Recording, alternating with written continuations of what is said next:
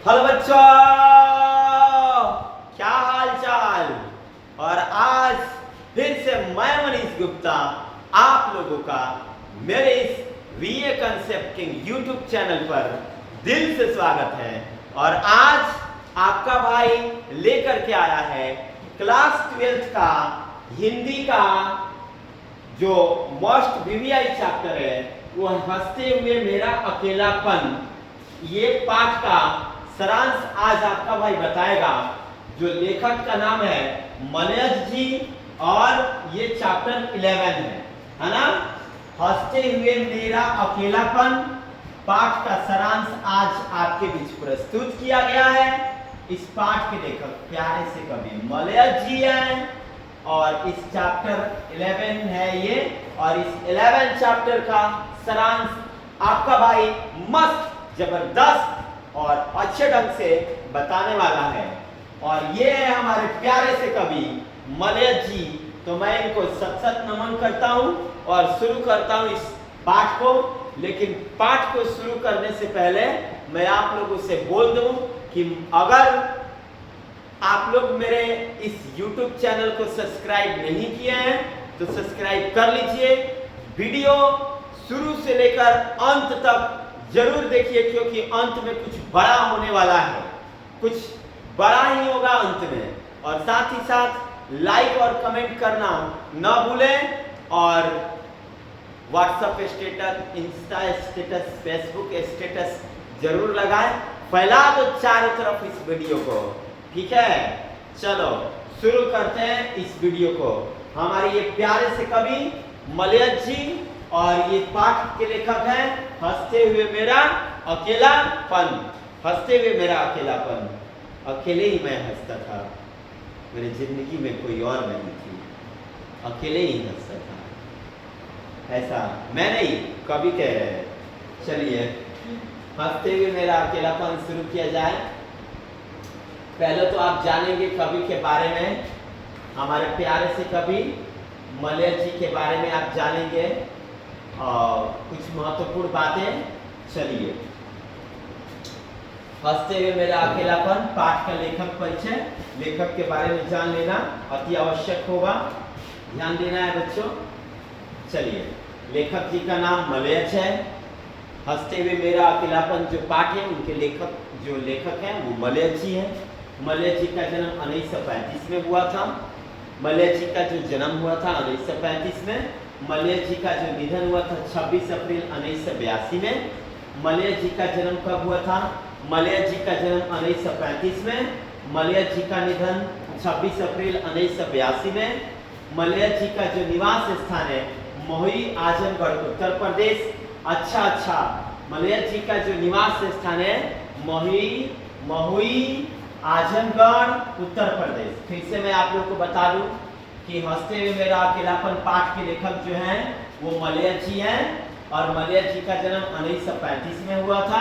मलयज जी का निधन 26 अप्रैल 1982 को हुआ था। मलयज जी का निवास स्थान महुई आजमगढ़ उत्तर प्रदेश। महुई आजमगढ़ उत्तर प्रदेश। और मलयज जी के माता जी का नाम प्रभावती देवी और पिताजी का नाम त्रिलोकीनाथ वर्मा। माता जी का नाम प्रभावती देवी। हंसते हुए मेरा अकेलापन पाठ के लेखक मलयज जी हैं और मलयज जी के माता जी का नाम प्रभावती देवी है और पिताजी का नाम त्रिलोकीनाथ वर्मा है। माता जी का नाम प्रभावती देवी, पिताजी का नाम त्रिलोकीनाथ वर्मा। माता जी का नाम प्रभावती देवी, पिताजी का नाम त्रिलोकीनाथ वर्मा। निवास स्थान महुई आजमगढ़ उत्तर प्रदेश। निधन 26 अप्रैल 1982, जन्म 1935। लेखक जो है मलयज जी हैं। हंसते हुए मेरा अकेलापन का लेखक का नाम मलयज, जन्म 1935, निधन 26 अप्रैल 1982। निवास स्थान महुई आजमगढ़ उत्तर प्रदेश। माता जी का नाम प्रभावती देवी, पिताजी का नाम त्रिलोकीनाथ वर्मा। और शिक्षा मास्टर ऑफ आर्ट अंग्रेजी में इलाहाबाद विश्वविद्यालय उत्तर प्रदेश से। शिक्षा एमए किए थे मास्टर ऑफ आर्ट अंग्रेजी में इलाहाबाद विश्वविद्यालय उत्तर प्रदेश से। चलिए अब विशेष इनके बारे में, जीवन के बारे में कुछ जाना जाए, विशेष बातें इनके बारे में। चलिए ध्यान देना बच्चों। कुछ विशेष बातें। स्टेटस लगा दिए हो ना, लगा दो और मन लगा के पढ़ाई करो। रील उल मत देखने लगना लो, नहीं तो पता चला कि पढ़ाई मोबाइल लेके पढ़ रहे हो और रील देखना चालू। हाँ, तो हम टेस्ट भी लेते हैं, वीडियो कॉल कर देंगे अभी। आप लोग कहोगे कैसे गुरुजी, तो नंबर मांग लेंगे सबका, तो हमको कैसे पता कि अरे तुमको ज़रूरत है ना, मेरे वीडियो देख रहे हो तो तुमको ज़रूरत है कि ज़रूर कि तुम वीडियो देखोगे और तुम्हारे हम क्या कहते हैं यूट्यूब का कमेंट करोगे, उससे हम एथी कर लेंगे। ऐसे रील और मत देखो, पढ़ाई करो मन लगा के, समझे ना। विशेष कुछ छात्र जीवन में क्षय रोग से ग्रसित है। जब वो छात्र थे तो क्षय रोग से क्या थे, ग्रसित थे छात्र जीवन में ही। भैया जी, मलयज जी क्षय रोग से छात्र जीवन में ग्रसित थे। ऑपरेशन में एक फेफड़ा काट कर निकालना पड़ा। समय कम है, पढ़ लो। देखो इतना स्ट्रगल किया है व्यक्ति, और उस व्यक्ति का आज बारे में पढ़ रहे कि नहीं पढ़ रहे, महान है कि नहीं है वो। तो मिलो, अच्छा कर्म करो। छात्र जीवन में क्षय रोग से ग्रसित है, ऑपरेशन में एक फेफड़ा काट कर निकालना पड़ा। शेष जीवन में दुर्लभ स्वास्थ्य और बार बार अस्वस्थता के कारण दवाओं के सहारे जीते रहे। जीना जीना जीना रे उड़ा गुलाल, माही तेरी चुनरिया लहराई। लेकिन यहाँ पे ये जो मलयज जी हैं, इनके जीने का आधार सिर्फ दवा ही है। छात्र जीवन में क्षय रोग से ग्रसित, छात्र जीवन में क्षय रोग से ग्रसित हैं और ऑपरेशन में एक फेफड़ा काट कर निकालना पड़ा था। ओहो। शेष जीवन में दुर्लभ स्वास्थ्य और बार बार अस्वस्थता के कारण दवाओं के सहारे जीते रहे। कृतियां, कुछ कृतियां। एक क्वेश्चन एग्जाम में आता है भैया जी, मेरे रसगुल्लो, पता है क्या, बता दें तो मलयज जी बताओ किस अवस्था से क्षय रोग से ग्रसित है छात्र जीवन। चलो, कृतियां। कविता में जखम के धूल, जखम के धूल कविता है।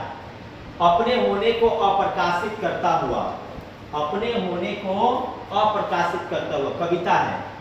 जखम के धूल कविता है जो मलयज जी लिखे हैं। अपने होने को अप्रकाशित करता है हुआ मलयज जी लिखे हैं। आलोचना, कविता से साक्षात्कार, संवाद और एकलाप, ये आलोचना है। फिर से मैं बता दूं, कविता में जखम के धूल, कविता में अपने होने को अप्रकाशित करता हुआ, आलोचना में कविता से साक्षात्कार, संवाद और एकलाप। सर्जनात्मक गद्य में लिखे हंसते हुए मेरा अकेलापन, ये सर्जनात्मक गद्य है। सर्जनात्मक गद्य है हंसते हुए मेरा अकेलापन। तो चलिए एक बार इनके रचना को, कृतियां को एक बार और समझ लीजिए। कविता, आलोचना, संरचनात्मक, सर्जनात्मक गद्य, है ना, सर्जनात्मक गद्य। तो कृतियां में क्या लिखे हैं, कविता में जखम के धूल, अपने होने को प्रकाशित करता हुआ। आलोचना में कविता से साक्षात्कार, संवाद और एकलाप। सर्जनात्मक गद्य में हंसता हुआ मेरा अकेलापन। ठीक है, हंसता हुआ मेरा अकेलापन मलयज जी, और ये सर्जनात्मक गद्य है।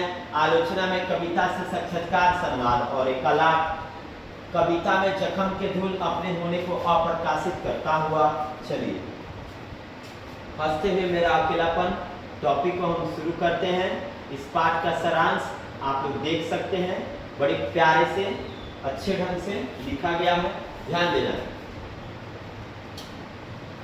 हंसते हुए मेरा अकेलापन शीर्षक डायरी मलयज की एक उत्कृष्ट रचना है। ये डायरी मलयज की एक उत्कृष्ट रचना है, डायरी है। मलयज की एक बहुत ही महत्वपूर्ण रचना क्या है, ये डायरी। क्या है, डायरी। मलयज अत्यंत आत्मसजग किस्म के बौद्धिक व्यक्ति थे। आत्मसजग, अपने आप पर भरोसा करने वाले, और हालांकि उनके पास काफ़ी अधिक बुद्धि भी थी, लेकिन वो कहते थे कि ना कि दूसरे पर भरोसा मत करो, जब कार्य अपना करना है तो दूसरे पर क्या डिपेंड रहना, अपना काम स्वयं करो, यहाँ कोई नहीं अपना। यही बात कौन कहते हैं? मलयज जी। तो हंसते हुए मेरा अकेलापन शीर्षक डायरी मलयज की एक उत्कृष्ट रचना है। मलयज अत्यंत आत्मसजग किस्म के बौद्धिक व्यक्ति थे। डायरी लिखना मलयज के लिए जीवन जीने के कार्य जैसा था। वाह, डायरी लिखते थे पर कैसे? ऐसा लगता था कि जीवन जी रहे हैं। वैसे एक व्यक्ति का मतलब कोई कार्य न करे तो मन न लगे, वैसा उनके अंदर वो बैठ गया था। डायरी लिखेंगे तो ही अपना जीवन कटने वाला है। डायरी लिखना मलयज के जीवन का एक बहुत ही महत्वपूर्ण कार्य जैसा था। ये डायरी मलयज के समय की उथल पुथल और उनके निजी जीवन की तकलीफों बेचैनियों के साथ एक गहरा रिश्ता बनाते हैं, है ना। ये जो डायरी है मलयज की, इस डायरी में उनके जीवन में जो भी घटनाएं घटती है, जो भी बातें होती हैं, वो डायरी सारे बातों को दर्शाता है कि मलयज जी कितने स्ट्रगल किए थे। हंसते हुए मेरा अकेलापन शीर्षक डायरी मलयज की एक उत्कृष्ट रचना है। मलयज अत्यंत आत्मसजग किस्म के बौद्धिक व्यक्ति थे। डायरी लिखना ऐसा लगता था जैसे जीवन जीने के समान है। डायरी मलयज के जीवन की उथल पुथल और उनके निजी जीवन की तकलीफों बेचैनियों के साथ एक गहरा रिश्ता बनाते हैं। ये इतना टॉपिक अपने आप में बेमिसाल है। प्रस्तुत पाठ मलयज के द्वारा रचित एक डायरी है, जिसमें मलयज जी अपने जीवन की जितनी भी घटनाएं हैं उस डायरी में क्या करते हैं, लिखते हैं। और हम जब उसको पढ़ते हैं, हम लोग पाठक हैं, जब हम पढ़ते हैं तो हमारे अंदर एक उथल पुथल हो जाता है। इस डायरी में एक औसत भारतीय लेखक के परिवेश को हम उसकी समस्त जटिलताओं में देख सकते हैं। एक लेखक के अंदर कितनी जटिलता है, उन समस्त जटिलताओं को देख सकते हैं। प्रस्तुत डायरी के अंश की प्रथम डायरी में मलयज ने प्रकृति या मानव के बीच समन्वय स्थापित करने का प्रयास किया है। यहाँ से टॉपिक पकड़ के रखना है। प्रस्तुत डायरी के अंश की प्रथम डायरी में आप जब बुक को पढ़ेंगे ना, तो वहाँ पे सन वाइज लिखा है, सन दे दे के, हाँ ना। जैसे मान लो कि 2 जनवरी 1997, 3 जनवरी 1997, ऐसा ही मतलब कुछ ना कुछ सन दिया है, सन वाइज लिखा है। उस प्रस्तुत डायरी के अंश में प्रथम डायरी में मलयज ने प्रकृति और मानव के बीच समन्वय स्थापित करने का प्रयास किया है ना। मिलिट्री की छावनी में वृक्ष काटे जा रहे हैं। क्यों? क्योंकि उस समय ठंडी पड़ रही है।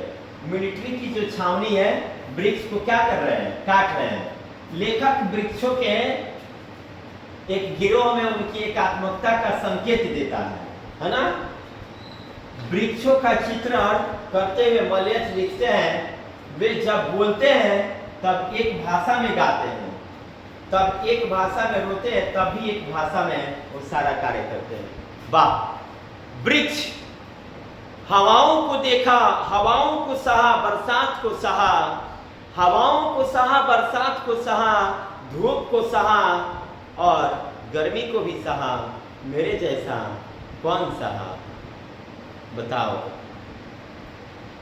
भाई। वृक्ष रोते हैं तो एक साथ, खिलते हैं तो एक साथ, और अन्य सारी क्रियाएं होती हैं तो उसमें एक एकात्मकता दर्शाया जाता है। और कवि जो मलयज है वही वृक्षों को एकात्मकता को दर्शा रहे हैं। आगे देखिएगा, लेखक ने ध्यान देना है, वहां पे वो जो टॉपिक लिखा है देखना है। लेखक ने जाड़े के मौसम में घने कुहारे का सजीव चित्र अपने डायरी में प्रस्तुत किया है। हम बोले ना कि मिलिट्री लोग हैं, बताओ वृक्षों को क्यों काट रहे हैं? तो मिलिट्री लोग जो है वृक्षों को इसलिए काट रहे हैं ताकि उस समय वहां पे ठंड पड़ रही है ना, उसे तापने के लिए, ताकि शरीर में क्या आए? गर्मी आए। हाँ, आगे। साथ ही ऐसे ठंड मौसम में कलाकार के हृदय में आग है, लेकिन उसका दिमाग ठंडा है। हृदय में आग, दिमाग ठंडा, और काश उसमें रहे एक और आग जो पूरे शरीर को गर्म कर दे। हाँ, डायरी में लिखते हैं वो, एक कलाकार के लिए ये निहायत जरूरी है कि इसमें आग हो और वह खुद ठंडा हो। मस्त, आप ठंडा रहो और आपके अंदर जब आग हो तो एकदम मतलब नई ऊर्जा आती है, नई एनर्जी आती है।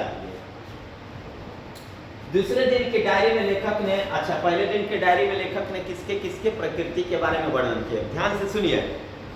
मलय जी पहले दिन के डायरी में प्रकृति के बारे में वर्णन करते हुए कहते हैं कि जो वृक्ष हैं वो एकात्मक हैं, उनको मिलिट्री छावनी काट रही है। कभी कहते हैं वृक्ष रोते हैं तो एक साथ, गाते हैं तो एक साथ, अन्य क्रियाएं भी एक साथ होती है, ठीक है। और दूसरे दिन की डायरी में देखिए क्या कहते हैं, और कभी साथ ही साथ प्रकृति मतलब ठंडे मौसम को भी दर्शा रहे हैं ना जी। कुहासा है, दिल में आग है और मन ठंडा है। इसमें कवि को एक कलाकार को ऐसा होना चाहिए कि अंदर ठंडी हो, उसमें अंदर गर्मी हो और खुद दिमाग क्या हो, ठंडा हो। तो इसमें ये कवि दर्शा रहे हैं। और दूसरे दिन में लेखक ने मनुष्य के जीवन की तुलना खेती के फसलों से की है। मनुष्य की जीवन की तुलना किससे की गई है? खेती की फसलों से की गई है। लेखक ने दूसरे दिन की डायरी में मनुष्य की तुलना किससे करते हैं? दूसरे दिन की डायरी में जो लेखक हैं वो तुलना किससे करते हैं? फसलों से करते हैं। मनुष्य का जीवन फसल के समान बढ़ता, पकता एवं कटता दिखाई देता है। आह, क्या बात है। शायद एक दिन ऐसा आएगा हम भी नहीं रहेंगे, ये आप भी नहीं रहोगे, सबका समय बीत जाएगा, सब कोई चला जाएगा। जिस प्रकार एक फसल को हम लोग खेत में डालते हैं, वो अंकुरित होकर के फसल का उत्पादन करता है, फिर इसे काट लिया जाता है, वैसे ही हम मनुष्यों की जिंदगी है। कभी ऐसे दूसरे दिन कहते हैं। तीसरे दिन की डायरी में लेखक ने चिट्ठी की उम्मीद में और चिट्ठी नहीं आने पर अपनी मनोदशा का वर्णन किया है। पहले दिन में प्रकृति के बारे में, दूसरे दिन में मनुष्य की तुलना फसलों से, और तीसरे दिन में चिट्ठी। चलो बताओ, पहले दिन के डायरी में बोलो, पहले दिन के डायरी में बोलो, पहले दिन के डायरी में प्रकृति के बारे में, दूसरे दिन के डायरी में बोलो बोलो, दूसरे दिन के डायरी में, दूसरे दिन के डायरी में, दूसरे दिन के डायरी में मनुष्य की तुलना फसलों से, और तीसरे दिन की डायरी में चिट्ठी से। चिट्ठी नहीं आने पर अजीब सी बेचैनी मन में आती है। हाँ, चौथे डायरी में लेखक ने बलभद्र ठाकुर नामक एक लेखक का चित्रण किया है। एक लेखक हैं बलभद्र ठाकुर। हाँ, एग्जाम पेपर में आता है कि निम्नलिखित में हंसते हुए मेरा अकेलापन में कवि ने किसके बारे में वर्णन किया है? तो बलभद्र ठाकुर, याद रखना है। चित्रण किए हैं चौथे दिन में, पहले दिन में प्रकृति, दूसरे दिन में बताइए, दूसरे दिन में बताइए फसल, है ना, और तीसरे दिन में चिट्ठी, और चौथे दिन बलभद्र ठाकुर के बारे में बताने का प्रयास किए हैं। एक लेखक कितना सरल एवं मिलनसार होता है, अपने रचनाओं पर लेखक को गर्व होता है। उसका सहज चित्र इस डायरी में प्रस्तुत किया गया है। आगे देखना है, कुछ बातें वो कहते हैं। कौसानी में कुछ दिनों तक लेखक का प्रवास बड़ा ही आनंददायक रहा। कौसानी में रहे थे कि लेखक का जो प्रवास कहाँ आनंददायक रहा? लेखक का प्रवास सबसे ज्यादा आनंददायक कहाँ रहा? तो लेखक का जो प्रवास था वो सबसे ज्यादा आनंददायक कहाँ रहा? कौसानी में। दो शिक्षकों का चित्रण उनके सहज एवं सामाजिक स्वभाव को दिखाया गया है। 5वीं डायरी में भी लेखक ने कौसानी की प्रकृति के शांत वातावरण का चित्रण किया है ना। और 6ठी डायरी में मलयज ने एक सेब बेचने वाली किशोरी का चित्रण बड़ी ही कुशलता पूर्वक किया है। एक छोटी सी लड़की थी, कभी जब गए थे सेब उसकी दुकान पर लाने के लिए, उसके हाथों में इतनी ताकत नहीं थी कि वो सेब को काट सके। फिर भी जब लेखक ने कहा थोड़ा चखाओ, तो लड़की ने खुद कहा लो ना तुम ही काट लो और खुद चख लो। हाँ देख लो, किशोरी इतनी भोली थी कि सेब बेचने में उसका भोलापन परिलक्षित होता है। 7वीं डायरी में मलयज यथार्थवादी दिखाई देते हैं। उनके अनुसार मनुष्य यथार्थ को रास्ता भी है, रास्ता है और यथार्थ में ही जीता है। यथार्थ को रास्ता है और यथार्थ में ही जीता है। उनके अनुसार रचा हुआ यथार्थ भोगे हुए यथार्थ से अलग है। देख लो, रचा हुआ यथार्थ भोगे हुए यथार्थ से अलग है। मनुष्य जो रचता है उससे कहीं कई गुना ज्यादा भोगता है। बात समझ में आई? नहीं समझ में आई तो अब बात सुनो। हम लोग यथार्थ में जीते हैं, यथार्थ में जीते हैं। किसमें जीते हैं? यथार्थ में। यथार्थ का मतलब हुआ हमारे पूर्वज बना के गए और हम उसे उड़ाते हैं, खूब उपयोग करते हैं। बाल बच्चे रचे हुए यथार्थ हैं, वे सांसारिक वस्तुओं का भोग करते हैं। देख लिए, जो कहे वो आया कि नहीं आया। बाल बच्चे रचे हुए अर्थात हैं, वे सांसारिक वस्तुओं को भोग करते हैं, है ना। मलयज ने लिखा है हर आदमी उस संसार को रचता है जिसमें वह जीता है और भोगता है। आह, तू ही करता, तू ही धरता, तू ही सब कुछ, तू ही अनंत, सब तू, हम कुछ नहीं। तू मेरा, हम तेरा, हम कुछ नहीं। देखिए, मलयज ने लिखा है हर आदमी उस संसार को रचता है जिसमें वह जीता है। हम जिसमें जीते उसको रचते भी हैं और उसको भोगते भी हैं। आदमी के होने की शर्त यह रचना जाता भोगा जाता संसार ही है। आदमी के होने की जो शर्त है, रचता जाता भोगा जाता है संसार ही है। उनके अनुसार रचने और भोगने के रिश्ता एक द्वंदात्मक रिश्ता है। एक ये रच होते, एक ये भोगो। जितना रचबो उतना भोगबो, जितना रचबो उतना भोगबो। जिंदगी में तू रचना करो, आने वाला पीढ़ी भोगो। जितना रचबो उतना भोगबो, जितना रचो उतना भोगो। इतना रचो, आने वाला पीढ़ी भोगो। ये एक द्वंदात्मक है। रचना और भोगना एक द्वंदात्मक है, द्वंदात्मक एक दूसरे के विपरीत। अंतिम डायरी में लेखक ने जीवन में तनाव के प्रभाव का वर्णन किया है। जिंदगी की तलाश में हम, ऐसा ही कवि कुछ कहते हैं कि अंतिम डायरी में लेखक ने अपने तनाव के बारे में वर्णन किया है। मनुष्य जीवन में संघर्ष का सामना करते समय तनाव से भरा रहता है। एक बात याद रखना मेरे बच्चों, जिस दिन तुम्हें लगे कि टेंशन बढ़ रही है और तुम आगे बढ़ रहे हो, उस दिन और भी मेहनत करना ताकि वो रास्ता फिर से पीछे ना हो। जब व्यक्ति आगे बढ़ने लगे ना, तो उसके पीछे मुड़ करके देखना नहीं चाहिए, क्योंकि पीछे खींचने वाले लोग बहुत ज्यादा होते हैं। याद रखो, मनुष्य जीवन में संघर्षों का सामना करते समय तनाव से भरा रहता है। जो संघर्ष किया उसमें वो टेंशन में जिया तो क्या जिया, तेरे बिन में नहीं जिया। अरे संघर्ष ही तो हमारा रास्ता है। मैं जीऊंगा तो संघर्ष के सहारे स्ट्रगल करूंगा और अपने मंजिल को पा जाऊंगा।